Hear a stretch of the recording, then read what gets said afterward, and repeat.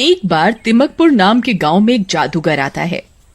आओ आओ, जादू देखो। बड़े छोटे बूढ़े जवान सबके लिए कुछ न कुछ है। आओ आओ, जादूगर जादू का पिटारा लाया, सबका मन बहलाने आया। जादूगर की आवाज सुनकर सभी अपने अपने घरों से जादूगर का खेल देखने आते हैं। कौन है यहाँ जिगरबाज जो यहाँ आके मेरे जादू का हिस्सा बनना चाहेगा? कभी किसी ने इंसान को बंदर बनते हुए देखा है? देखना चाहते हो? हाँ हाँ, हमें देखना है। बहुत सी भीड़ इकट्ठा हो जाती है। वहाँ उन्हीं में से एक राजू नाम का लड़का निकल कर आता है। मैं बनना चाहता हूँ इस जादू का हिस्सा। जादूगर राजू को एक डिब्बे में बंद करने लगता है। देखिए आप लोग, कैसे ये लड़का जो डब्बे में जा रहा है एक बंदर बन के बाहर आएगा। सभी लोग अपनी सांसें थाम कर देखने लगते हैं। राजू डिब्बे में बंद हो जाता है और जादूगर उस पर अपनी जादुई छड़ी घुमाने लगता है। कुछ देर बाद वो डिब्बा खुलता है और उसमें से एक बंदर बाहर आता है। बहुत बड़ा विशाल बंदर जो बहुत खूंखार लग रहा होता है। गांव वाले तालियां बजाने लगते हैं। वाह वाह, क्या बात है। क्या जादू है, लड़के से बंदर बन गया। वाह वाह। अब आप लोग क्या चाहते हो? ये बंदर बंदर ही रहे या वापस लड़का बन जाए? वापस से लड़का बना दो। वहीं पास एक पेड़ पर भूत बैठा होता है जो ये सब देख रहा होता है। वाह, क्या बात है। जादूगर को तो मानना पड़ेगा। क्या बेवकूफ बना रहा है लोगों को। चलो इस जादू की गंगा में मैं भी हाथ धो लूं। फिर भूत उड़ते उड़ते जाता है और उस बंदर के अंदर प्रवेश कर लेता है। अब देखो, ये बंदर इस डब्बे में जाएगा और लड़का बन के वापस आएगा। जादूगर उस बंदर को डिब्बे में बंद होने का आदेश देता है और वह बंदर हाहाकार मचाने लगता है।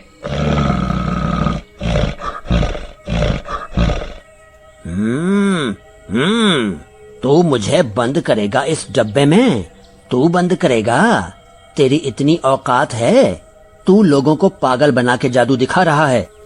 भूतिया बंदर बेकाबू होकर डिब्बे तोड़ने फोड़ने लगता है और सामान उठा उठा कर फेंकने लगता है।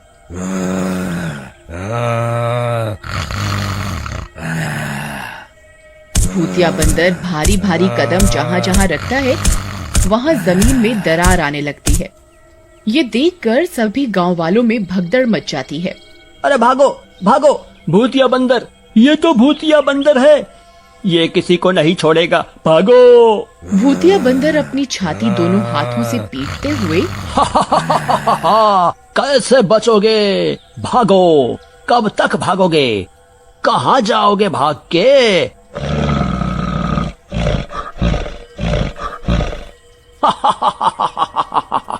भूतिया बंदर सभी को कुचलने लगता है।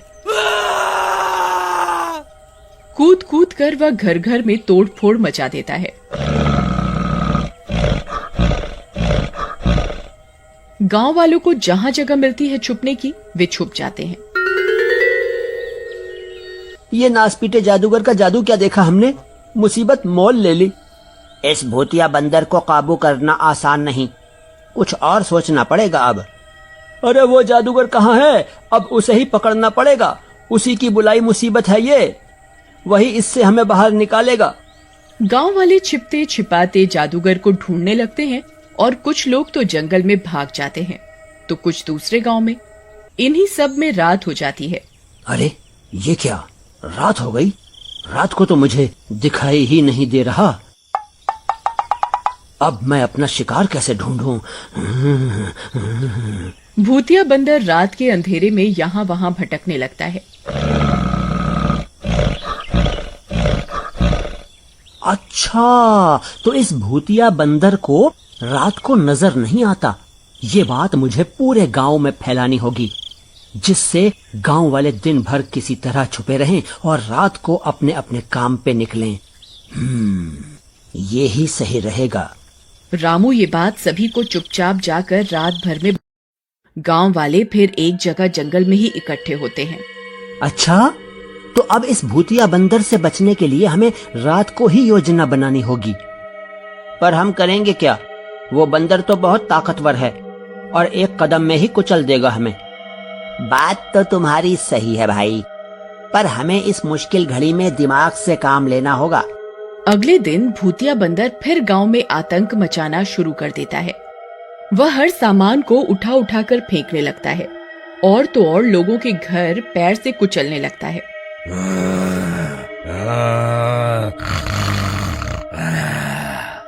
उसे जब सारे घर खाली दिखते हैं तो वह गुस्से में आग बबूला हो जाता है।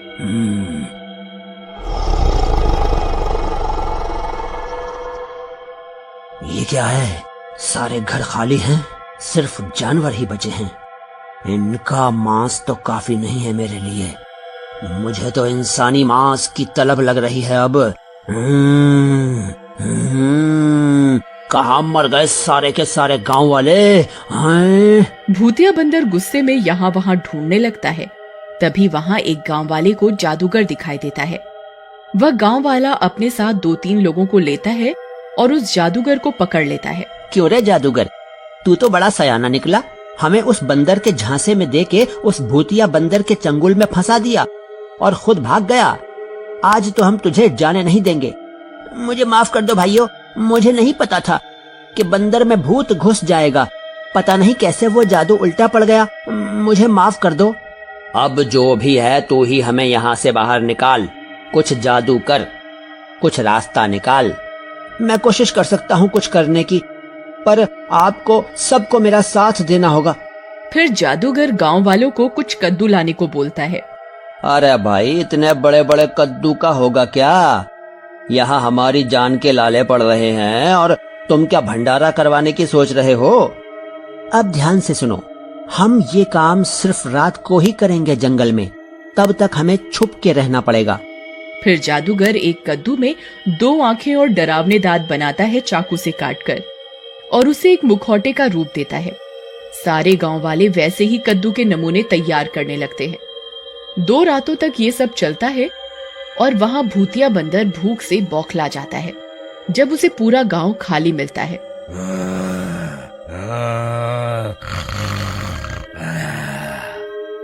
तभी उस रात गांव वाले अपनी योजना सफल करने निकलते हैं। आप लोग मेरी तरह इस कद्दू को सर पे पहन लो। सारे गांव वाले भी वैसा ही करते हैं। वे सब देखने में एलियंस लग रहे होते हैं। अब सब लोग हाथों में मशाल ले लो और गांव की ओर चलो। सब एक साथ आगे बढ़ेंगे और भूतिया बंदर को आवाज देंगे।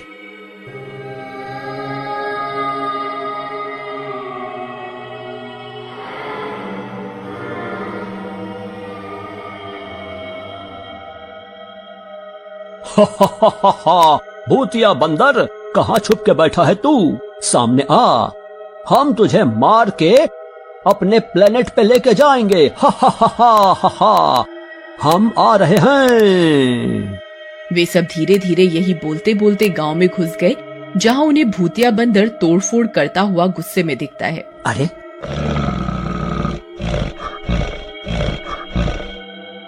ये लोग कौन हैं? और इनका भेष कैसा है? इनके हाथ में तो कुछ है। जरूर ये लोग मुझे मारने आ रहे हैं। भूतिया बंदर डरने लगता है और पीछे की तरफ भागने लगता है। हम तुझे मार के अपने साथ ले जाने आए हैं। हम दूसरे प्लेनेट से आए हैं। तुझे हमारे साथ चलना ही होगा। हा हा हा हा हा हा। फिर वे सब भूतिया बंदर पर हमला करने का नाटक करते हैं। लगता है ये एलियंस आज मुझे मार ही देंगे और कैद करके ले जाएंगे। मेरी भलाई इसमें ही है कि मैं ये बंदर का शरीर छोड़ के कहीं दूर भाग जाऊं। भूत डर के मारे एकदम उसका शरीर छोड़ता है और गायब हो जाता है।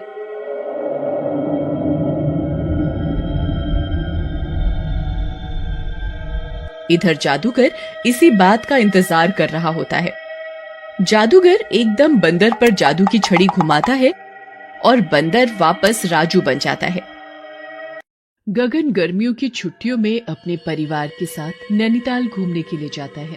अजी, ये तो बहुत ही सुंदर रूम बुक किया है आपने, और बाथरूम तो देखो कितना बड़ा और साफ है। अरे भाग्यवान, अब यही सब देखती रहोगी या घूमने भी चलोगी? पापा, मुझे तो बहुत जोरों से भूख भी लगी है।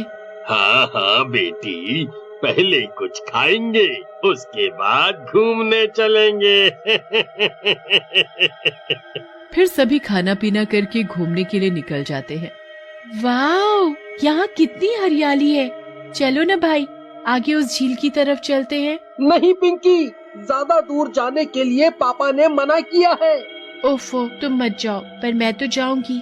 पिंकी अकेले ही वहाँ से आगे की ओर चली जाती है। तभी उसकी नजर पेड़ के नीचे बैठे हुए एक आदमी पर पड़ती है, जिसने काले रंग के कपड़े पहने हुए थे और वो अजीब अजीब सी आवाजें निकाल रहा था। पिंकी उस आदमी की ओर बढ़ती है और वो देखती है कि उस आदमी की आंखें एकदम लाल है और उसका चेहरा बेहद डरावना है।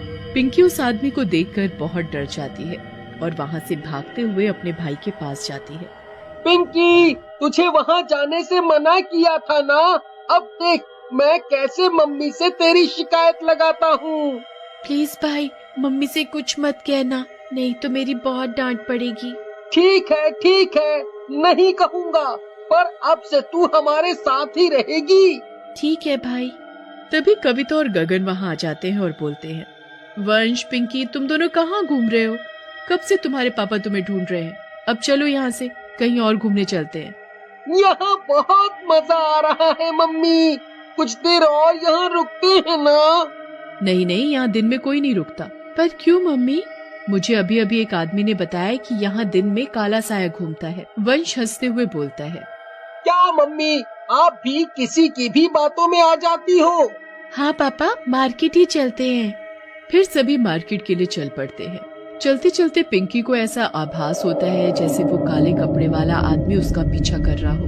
पिंकी बहुत डर जाती है और पीछे मुड़कर देखती है तो पीछे कोई नहीं होता। फिर सभी मार्केट घूमते हैं और शाम को होटल आ जाते हैं। अगले दिन सभी फिर से बाहर घूमने जाने की तैयारी करते हैं, पर पिंकी का कहीं जाने का मन नहीं होता। पिंकी अपने पापा से बोलती है, पापा, मुझे कहीं घूमने नहीं जाना, मुझे बस घर जाना है। अरे बेटी, क्या हुआ? और तुम्हें तो घूमना फिरना बहुत पसंद है। अजी, लगता है पिंकी की तबीयत ठीक नहीं है, इसीलिए घर जाने को बोल रही है। ठीक है, फिर आज ही घर के लिए निकलते हैं। अगले दिन सभी घर पहुंच जाते हैं और अपने अपने कमरे में आराम करने लगते हैं। रात हो जाती है। कविता टेबल पर खाना लगाती है और सभी को खाना खाने के लिए बुलाती है। सभी साथ में बैठकर खाना खा रहे होते हैं, पर पिंकी चुपचाप बैठी बस खाने को देख रही होती है। क्या हुआ पिंकी, खाना क्यों नहीं खा रही हो?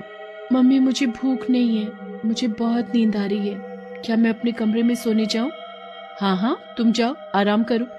पिंकी अपने कमरे में सोने चली जाती है।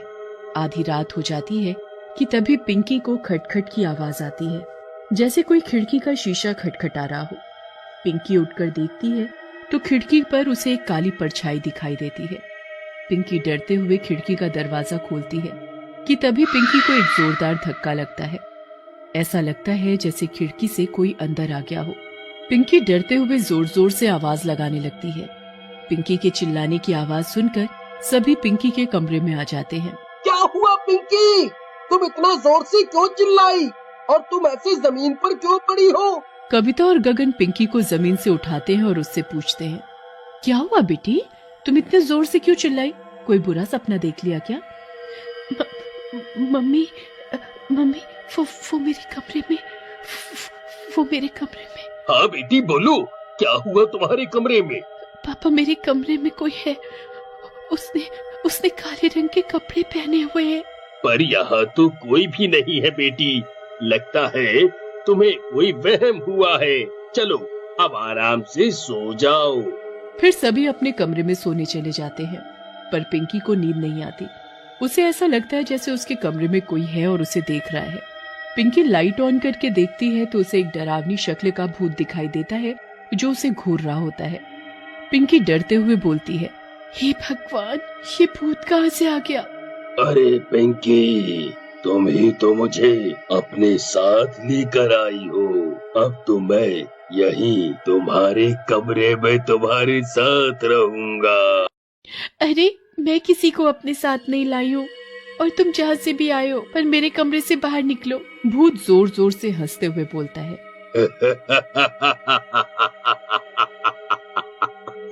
अरे अब तो ये मेरा कमरा है और देखता हूँ कौन मुझे इस कमरे से बाहर निकालेगा। कुछ देर में सुबह हो जाती है।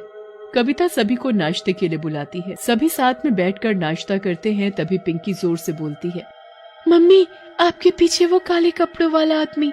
अरे कोई भी तो नहीं है मेरे पीछे। दिन में वो भूत एक काले साए की तरह पिंकी को दिखाई देता था, बाकी किसी को भी वो भूत दिखाई नहीं देता था। मम्मी किचन में कोई है, मैंने अभी उसकी परछाई देखी। पिंकी की बातों से सभी परेशान हो जाते हैं। हे भगवान, क्या हो गया है मेरी बच्ची को? ना जाने कैसी बातें करने लगी है। अच्छी कहीं किसी ने जादू टोना तो नहीं कर दिया मेरी फूल जैसी बच्ची पर। अरे भाग्यवान, तुम भी ना कैसी कैसी बातें करती हो। अजी आप मानो या ना मानो, पर कोई बात तो है जो मेरी बच्ची इतनी डरी डरी रहने लगी है। पिंकी तुम अपने भाई के साथ उसके कमरे में जाओ। वंश अपनी बहन को परेशान मत करना, मुझे बाजार से कुछ सामान लेने जाना है। मैं थोड़ी देर में आती हूँ। फिर पिंकी वंश के कमरे में चली जाती है और वो काला साया भी पिंकी के पीछे चला जाता है। कमरे में जाकर पिंकी देखती है कि वो काला साया वंश के सामने खड़ा हुआ है, पर वंश उसे देख नहीं पा रहा। कविता गगन से बोलती है, सुनिए जी, मैं बाजार जा रही हूँ, आप बच्चों का ध्यान रखिएगा। कुछ ही देर में कविता बाजार से घर आ जाती है और गगन से बोलती है, अजी पता है आज बाजार में मुझे मेरी सहेली रमा मिली। मैंने उसे पिंकी के बारे में बताया तो वो बहुत हैरान हो गई, और पता है वो किसी तांत्रिक बाबा को भी जानती है। उसने मुझसे कहा कि वो तांत्रिक बाबा बुरे से बुरे और खतरनाक से खतरनाक साए को भी हमेशा के लिए दूर कर देता है। कुछ ही देर में रमा उस तांत्रिक बाबा को लेकर आती ही होगी। हे भगवान, क्या करूं मैं इस औरत का? अरे भाग्यवान, तुम्हारा दिमाग तो ठीक है ना? तुम्हें मैंने कितनी बार कहा है कि भूत प्रेत और काले साए जैसी कोई चीज नहीं होती, पर तुम हो कि सुनती ही नहीं हो। तभी रमा तांत्रिक को लेकर वहां आ जाती है। तभी वंश के चिल्लाने की आवाज आती है और सभी वंश के कमरे की ओर भागते हैं। कमरे के अंदर का नजारा देखकर सभी के होश उड़ जाते हैं। पिंकी हवा में लटकी हुई होती है और भारी आवाज में बोलती है, आ गए तुम सब, और ये क्या, इस बाबा को भी साथ ले आए? तुम्हें क्या लगता है ये तांत्रिक मुझे इस घर से भगा देगा? इतना आसान नहीं है मुझे यहाँ से भगा पाना, और अब तो पिंकी भी मेरे कब्जे में है। मैं भी देखता हूँ ये बाबा मुझे कैसे यहाँ से निकालता है। तभी पिंकी रमा का गला पकड़ लेती है और बोलती है, तू लाई है इस बाबा को, देख अब मैं तेरा क्या हाल करता हूँ। अरे नाश पीटे, छोड़ मुझे। अरे कमबख्त, मैंने तेरा क्या बिगाड़ा है जो तू मेरा गला दबा रहा है? अरे मर गई रे, कोई तो इस शैतान से बचाओ मुझे। तभी तांत्रिक जोर जोर से मंत्र पढ़ना शुरू कर देता है और अपने थैले से एक रस्सी निकालता है और बोलता है, सभी इस रस्सी से इसके शरीर को इस कुर्सी से कसकर बांध दो। हे भगवान, ये क्या हो गया मेरी फूल सी बच्ची को? बाबा, मेरी बेटी को तो कुछ नहीं होगा ना? तुम चिंता मत करो, तुम्हारी बेटी को कुछ नहीं होगा। तांत्रिक पिंकी के ऊपर गंगा जल छिड़कता है और जोर जोर से मंत्र बोलता है। शरीर पर गंगा जल पड़ते ही पिंकी जोर जोर से चिल्लाने लगती है, ए तांत्रिक, ये मंत्र पढ़ना बंद कर, नहीं तो तेरा वो हाल करूंगा तो तूने सोचा भी नहीं होगा। पिंकी अपनी ताकत से रस्सी को तोड़ देती है और तांत्रिक का गला पकड़कर उसे जमीन पर पटक देती है। तांत्रिक के सिर पर चोट आती है जिसकी वजह से वो बेहोश हो जाता है। पिंकी जोर जोर से हंसते हुए बोलती है, इस बाबा को यहाँ बुलाकर तुम लोगों ने बहुत बड़ी गलती की है।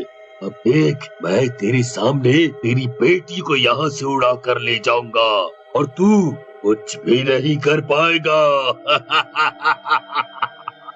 वो काला साया पिंकी को उड़ाकर ले जा रहा होता है कि तभी गगन पिंकी का पैर पकड़ लेता है और जोर जोर से हनुमान चालीसा बोलने लगता है।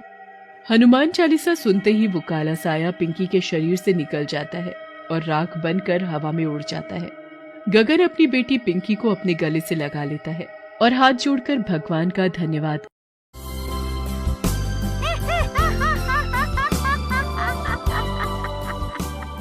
एक गांव था। उस गांव के बाहर एक कुआं था। Please like, share and subscribe. उस कुएं से रात में डरावनी आवाजें आती थी। उसी गांव में कल्लू नाम का एक पान वाला रहता था। उसने उसी कुएं के पास जाकर अपनी दुकान खोल ली। कल्लू भैया, जब तक तोहरी दुकान का पान नहीं खाते तब तक मजा नहीं आता। क्या मिलावट हो इसमें? बस आप लोगों का प्यार है। एक रात हल्दीराम और तोता सिंह नाम के गांव वाले कल्लू की दुकान पर पान खाने आते हैं। खाई के पान बनारस वाला, हो खुल जाए बंद अकल का ताला, हो ताला ताला ताला ला ला ला। फिर कल्लू उन दोनों को पान बना कर देता है। ये लो भाई, पान खाओ और दुनिया को भूल जाओ। वाह कल्लू भैया, क्या पान बनाते हो? हैं? क्या पान बनाते हो आप? वाह, सचमुच मजा ही आ गया और आत्मा तृप्त हो गई, तृप्त। सही कह रहे हो हल्दीराम भाई, सचमुच मजा आ गया। अरे हल्दी भैया, क्या हुआ? काहे तोता भाई को देखकर हंसे जा रहे हो? वो कोई जोकर है क्या? नहीं नहीं कल्लू भैया, वो दरअसल पान खाने के बाद तोता सिंह के होठ लाल हो गए हैं। वो सचमुच के पोपट यानी तोता लग रहे हैं, इसीलिए हंसी आ रही है। क्या खी खी खी खी कर रहे हो तुम दोनों? बहुत हंसी आ रही है। चलो मुझे ये बताओ कि पान कहाँ थूकूं? यहाँ वहाँ थूका तो गंदगी फैल जाएगी। ऐसा कहकर तोता सिंह कुएं की तरफ बढ़ता है और कुएं में जाकर थूक देता है। ये देखकर कल्लू घबरा जाता है और बोलता है, अरे भैया, ये क्या कर रहे हो? उस कुएं से अजीब सी आवाजें आती हैं। वहाँ कोई भी डर के मारे नहीं जाता है। आप वहाँ क्यों थूक रहे हो? कल्लू को यूं डरा हुआ देखकर हल्दीराम जोर जोर से हंसने लगता है और बोलता है, कल्लू भैया, आप भी बहुत डरपोक हो। लो, मैं भी थूक देता हूँ। अब जो कुछ भी होगा हम दोनों को होगा। हैं? ऐसा कहकर हल्दीराम भी कुएं में थूक देता है और फिर हल्दीराम और तोता सिंह वहाँ से चले जाते हैं। हल्दीराम और तोता सिंह की पान की पीक सीधा कुएं में सोए हुए शैतान के ऊपर पड़ती है और शैतान जाग जाता है। ये कौन दुष्ट है जिसने मुझे नींद से जगाया? और ये लाल सा क्या है? अभी जाकर देखता हूँ। शैतान गुस्से में कुएं से बाहर आता है और कल्लू को उसकी पान की दुकान पर बैठा हुआ देखता है। तो ये इस दुष्ट की शैतानी है। लोग इसकी दुकान से पान खाते हैं और मेरे ऊपर आकर थूकते हैं। अभी से मजा चखाता हूँ। ऐसा कहकर शैतान कल्लू के पास जाता है और उसे गुस्से में पकड़कर बोलता है, तूने मुझे जगाया पान वाले, मैं तुझे नहीं छोड़ूंगा। अभी मार कर खा जाता हूँ तुझे। शैतान को देखकर कल्लू डर जाता है और बोलता है, शैतान जी, मुझे क्यों मारोगे? भला मैंने क्या बिगाड़ा है आपका? मुझे छोड़ दो। लोग तेरी दुकान पर आते हैं और पान खाकर मेरे ऊपर थूक जाते हैं। आज भी 2 बार किसी ने मेरे ऊपर थूका। मैं तुझे जिंदा नहीं छोड़ूंगा।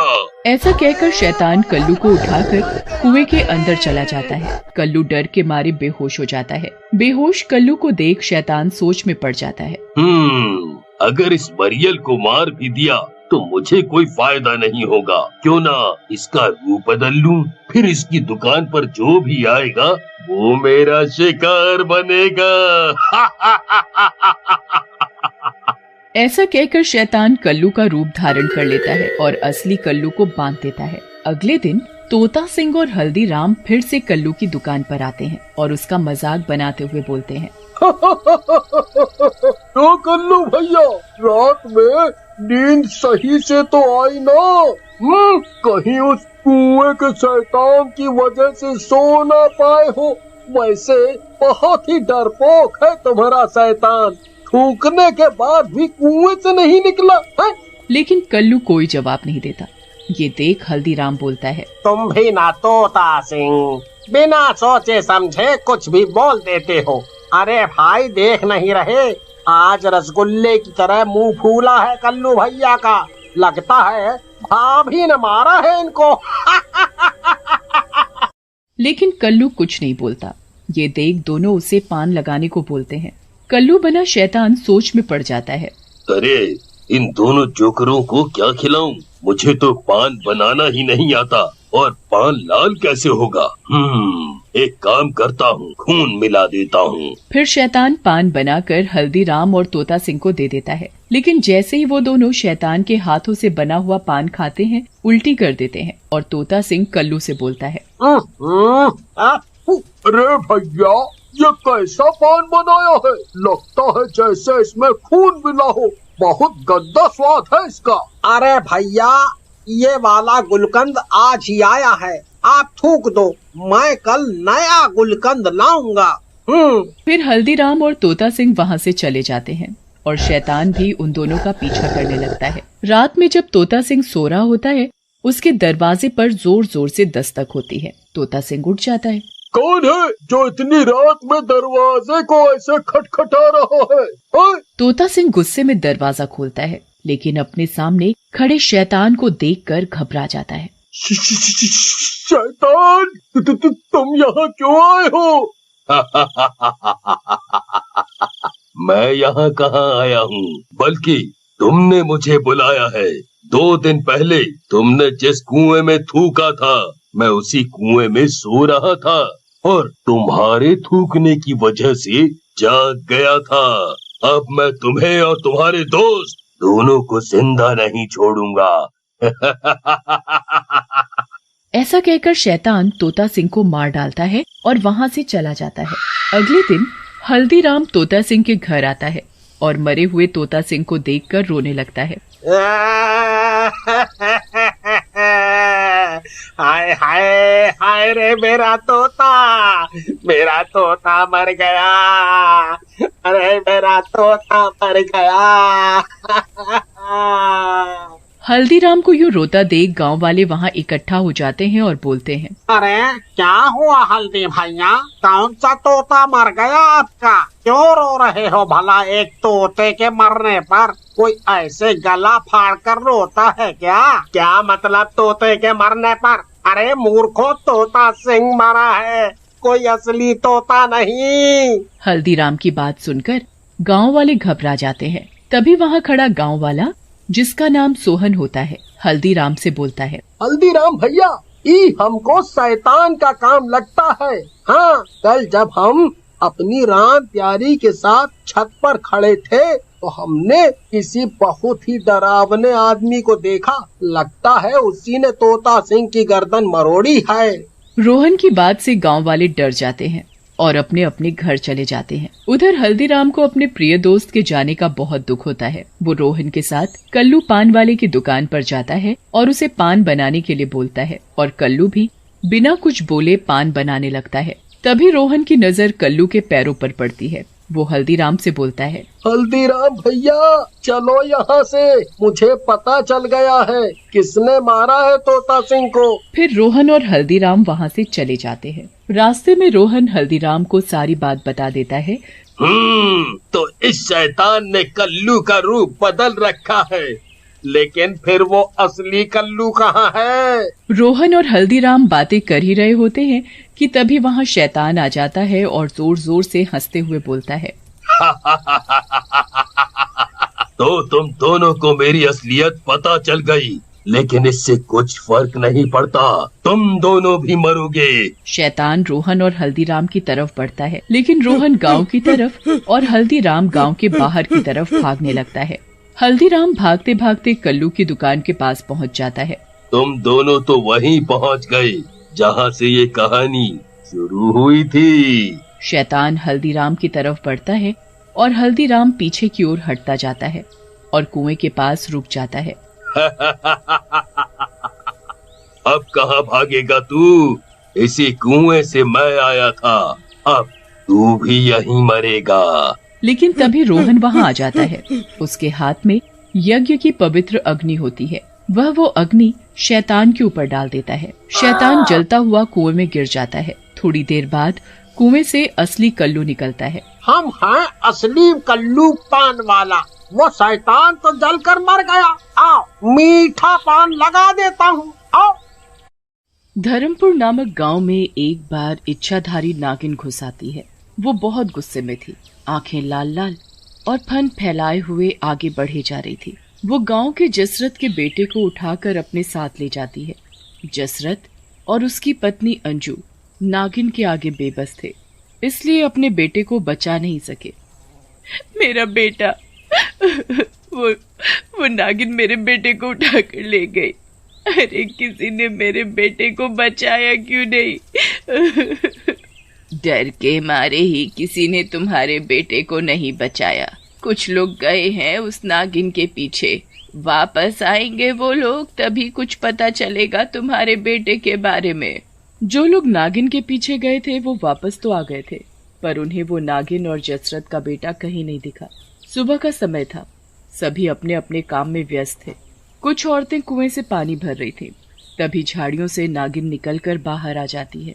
बचाओ बचाओ, ये नागिन फिर से हमारे गांव में आ गई। ये नागिन हमारे बच्चों की तरफ ऐसे क्यों देख रही है? तुम सब मुझे कितना भी मार लो, मुझे कुछ नहीं होने वाला, क्योंकि मैं नागिन हूँ, नागिन, वो भी इच्छाधारी नागिन। पर तुम्हारे बच्चों का क्या?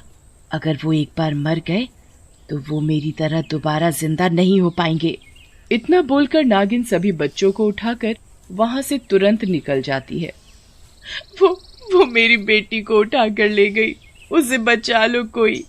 मुनिया के बापू, मेरी बेटी को बचा लो, उसे वापस ले आओ। वो मेरा ना वो नागिन मेरे बेटे को भी उठाकर ले गई है। वो नागिन मेरे बेटे को भी मार देगी। वो नागिन रोज आती है और हमारे गांव के बच्चों को उठाकर ले जाती है। उनका वो क्या करती है किसी को कुछ नहीं पता। पता नहीं वो जिंदा भी है कि नहीं। इस गांव की हर माँ की गोद सूनी होती जा रही है उस नागिन की वजह से। हम कब तक ये सब सहेंगे?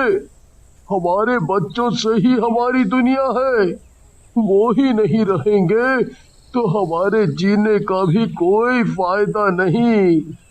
हाँ, ये बिल्कुल सही है। फिर क्या था, गांव वालों ने एक सांप पकड़ने वाले सपेरे को गांव में बुलाया। अच्छा, मुझे पकड़ने के लिए तुम लोगों ने सपेरे को बुलाया है? ये इतना सा सपेरा क्या मुझे पकड़ पाएगा?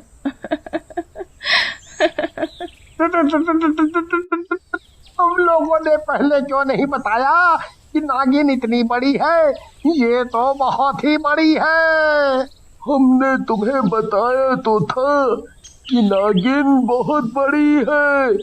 ये वही नागिन है जिसके बारे में हमने तुम्हें बताया था। नागिन अपना फन फैलाती है और सपेरे को डस लेती है। सपेरा तुरंत मर जाता है। तुम लोग कितने भी बड़े सपेरे को बुला लो, मेरा कोई कुछ नहीं बिगाड़ सकता। और अब मैं जिस काम के लिए आई हूँ वो करके ही जाऊंगी। हमने तुम्हारा क्या बिगाड़ा है जो तुम हमारे बच्चों को उठाकर ले जाती हो? उन मासूम बच्चों की क्या गलती? नागिन कभी बिना मतलब के किसी को कोई नुकसान नहीं पहुंचाती, और तुमने तो मेरी दुनिया ही तबाह कर दी। तुम लोगों ने भी मेरे बेटे को मार डाला था, बस मैं उसी का बदला लेने आई हूँ। जैसे मेरी गोद सुनी हुई है वैसे ही मैं तुम सबकी गोद भी सुनी कर दूंगी, मार डालूंगी सभी बच्चों को। तुम्हारे बेटे को हम क्यों मारेंगे भला? हमने नहीं मारा उसे। तुम्ही ने मारा है। मैंने खुद अपनी मन की शक्ति से देखा वो नजारा। एक बार मेरा बेटा इस गांव में घुस आया था। जैसे ही तुम लोगों की नजर उस पर पड़ी तो तुम लोगों ने उसे अपनी लाठियों से मारना शुरू कर दिया। तुम लोगों ने उसे इतना मारा कि उसने तभी अपना दम तोड़ दिया। जब तुम सब वहां से चले गए तब मैं आई थी। वहीं कहीं मेरा बेटा, जब तुम सब वहां से चले गए तब मैं आई थी, वहां जहां मेरा बेटा मरा पड़ा था।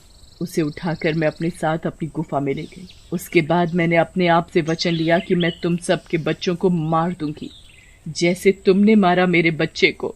नागिन के बेटे को बहुत बड़ी भूल हुई है।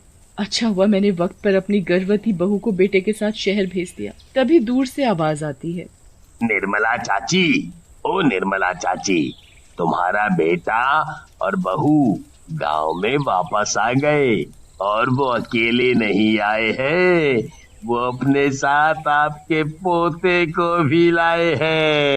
निर्मला का बेटा कौशल और बहू विधि गांव में वापस तो आ गए थे, पर उन्हें उस नागिन के बारे में कुछ नहीं पता था। क्या बात है, आप सभी एक जगह इकट्ठा क्यों हो? आप सभी कुछ परेशान भी दिख रहे हो। गांव में सब ठीक तो है ना? क्या हुआ माँ, आप किस सोच में खो गई? अपने पोते को गोद में नहीं लेंगी क्या? हम लोग बहुत थक गए हैं सफर में, थोड़ा आराम चाहते हैं। गांव वाले और निर्मला उन्हें कुछ नहीं बताते। निर्मला उन्हें अपने साथ घर ले जाती है। शाम का समय था। निर्मला कुछ सोचते हुए अपने बहू बेटे को खाना परोस रही थी। तभी कौशल पूछने लगता है, माँ, तुम्हें मेरी कसम, बताओ क्या बात है? जरूर कोई बात तो है जो तुम हमें बताना नहीं चाहती। जब से हम गांव में आए हैं, गांव के लोग कुछ बदले बदले से लग रहे हैं। किसी के चेहरे पर कोई हंसी थी ही नहीं, सब गुमसुम से। निर्मला रोने लगती है और बोलती है, बेटा, तुम अभी बहू और अपने बच्चे को लेकर यहाँ से वापस शहर चले जाओ। निर्मला कौशल को नागिन के बारे में सब बता देती है। फिर क्या था, गांव में तभी नागिन घुस आती है। कौशल अपनी पत्नी और बच्चे को अंदर छुपा देता है और एक चादर लेता है। उस चादर को वो इस तरह लपेटता है जैसे सभी को लगे कि उसमें उसका बच्चा हो। कौशल उसे हाथों में लिए बाहर जाता है और नागिन को वहां से जाने को बोलता है। ओ नागिन, इस गांव में आतंक मचाना छोड़ दे और यहाँ से जा। अब तू हमारे बच्चों पर नजर डालेगी तो हम तेरी आंखें निकाल लेंगे। तू मुझे जाने को बोल रहा है? हाथ में बच्चा पकड़े हुए है और मुझे चला भगाने। अगर मुझसे ऊंची आवाज में बात की तो तेरे इस बच्चे को उठाकर ले जाऊंगी। अब के आखिरी बार सूरत देख ले अपने बच्चे की, फिर कभी नहीं देख पाएगा, क्योंकि आज मैं इसे ही लेकर जाऊंगी। नागिन फौरन उसके हाथों से बच्चा छीन लेती है और जाने लगती है। कौशल नागिन का पीछा करता है और गांव के कुछ लोगों को भी अपने पीछे आने को बोलता है। कौशल की हिम्मत देख सभी उसका साथ देते हैं और उसके पीछे पीछे जाने लग जाते हैं। नागिन जंगलों के बीच अपनी गुफा में घुस जाती है। ये नागिन तो गुफा में चली गई, पर गुफा में इतनी रोशनी किस चीज की है? रोशनी की वजह से कुछ साफ नहीं दिख रहा। वो तो सब ठीक है, पर तुमने अपना बच्चा उस नागिन के हवाले इतनी आसानी से क्यों कर दिया? कौशल सभी को बता देता है कि उसने सिर्फ बच्चा दिखने का नाटक किया नागिन के आगे। उसमें बच्चा नहीं था, उसमें सिर्फ चादर थी। तभी गुस्से में नागिन बाहर निकलती है। उसने मुझे धोखा दिया। मुझे उस चादर में कोई बच्चा नहीं था। उसे शायद पता नहीं कि मैं नागिन हूँ। नागिन, उसे छोड़ूंगी नहीं। नागिन कौशल को मारने के लिए जैसे ही गुफा से बाहर निकलती है, कौशल पीछे से उसकी गुफा में घुस जाता है। गुफा में घुसते ही वो हैरान रह जाता है। जो तेज रोशनी थी वो एक मणि से आ रही थी और वो मणि उसी नागिन की थी। उस मणि के आसपास वो सभी बच्चे बेहोश पड़े थे जिन्हें वो अपने साथ उठा लाई थी। नागिन ने किसी को नहीं मारा था।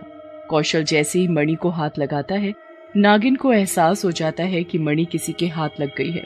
वो फौरन गुफा में पहुंचती है। ए लड़के, इस गुफा में घुसने की तेरी हिम्मत कैसे हुई? और तूने मेरी मणि को हाथ लगाया? ला, मेरी मणि मुझे वापस दे। मैं अपने बच्चे से बहुत प्यार करती थी। इन सभी बच्चों को मैं अपना बनाना चाहती थी, पर इन सब ने मुझे माँ कहने से मना कर दिया, तो मैंने इन्हें बेहोश कर दिया। इन्हें मारा नहीं। वो देखो उधर, वो मेरा बेटा है, मर चुका है वो। मैं बस उसे ऐसे देख कर ही जीती हूँ। नागिन की बात सुनकर कौशल को उस पर बहुत दया आती है। मेरे एक गुरुजी हैं, मैं उन्हें बहुत मानता हूँ, उनकी पूजा करता हूँ। तुम मेरे साथ चलो गुरुजी के पास, उनके पास तुम्हारी समस्या का हल जरूर होगा। नागिन कौशल के साथ चल देती है। ये भभूत तुम अपने मरे हुए बेटे के ऊपर छिड़क देना। उसकी आत्मा कहीं भी होगी, वो आकर उसमें वापस समा जाएगी और वो जीवित हो उठेगा। गुरुजी की ये बात सुनते ही नागिन की खुशी का कोई ठिकाना ही नहीं था। वो बहुत खुश थी। नागिन और कौशल वापस गुफा में जाते हैं। नागिन जैसे ही भभूत अपने मरे हुए बेटे पर डालती है, वो सच में जीवित हो जाता है। नागिन अपनी शक्तियों से सभी बच्चों को पहले जैसा कर देती है। गांव के लोग अपने बच्चों को सही सलामत देख बहुत खुश होते हैं और कौशल का शुक्रिया करते हैं।